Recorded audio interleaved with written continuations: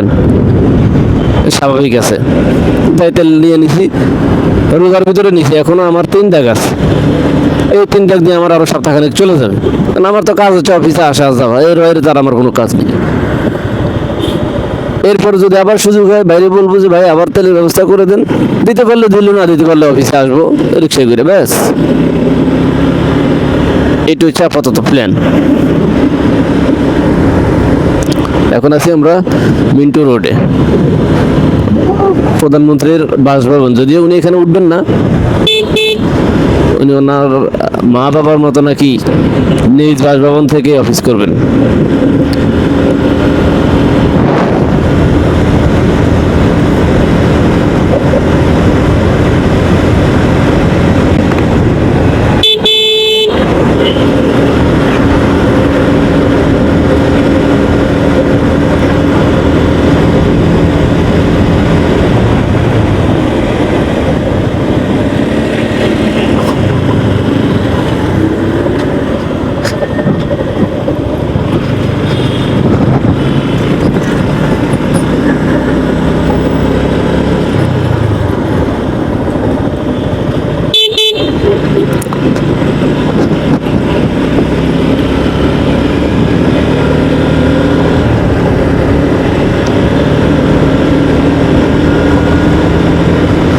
যাক, অফিসের কাছে আসতে আমার 11 মিনিট লাগলো,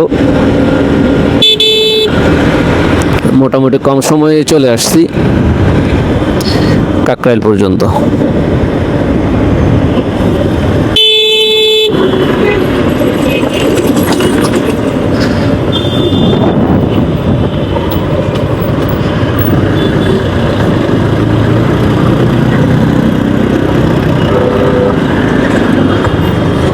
গাড়িটাও সার্ভিসিং এ দেওয়া দরকার,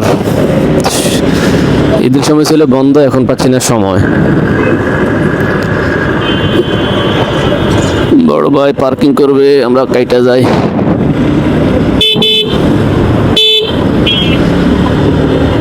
আল্লাহু আকবার কবীরা।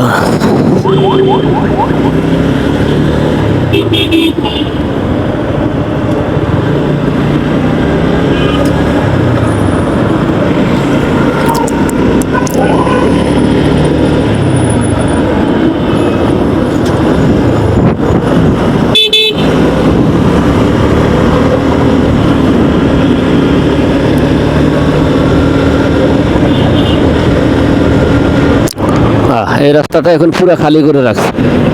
এইভাবে সবসময় থাকলে এই রাস্তা কখনো জ্যাম লাগে না, কখনোই না। কত বিশাল রাস্তা, এই পাশে 3 লেন, ওই পাশে 3 লেন, 6 লেনের রাস্তাটা এই হকার আর ইয়ের কারণে।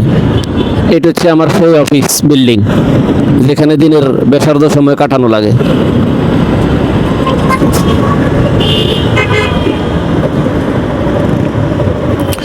চলে আসলাম অফিসের সামনেই।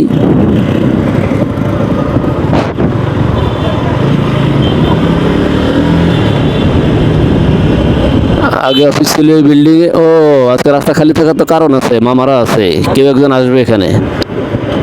এটা হচ্ছে অফিস বিল্ডিং, এখানেই দিনের বেসার্ধ সময় কাটাই, থাকি, কিলাকিলি করি, মারামারি করি, অফিস করি, সব একসাথে। আসসালামু আলাইকুম। ঢুকে গেলাম গাড়ির পার্কিং এ, টুকুস করে ফেললাম গাড়িটা পার্কিং। আলহামদুলিল্লাহ।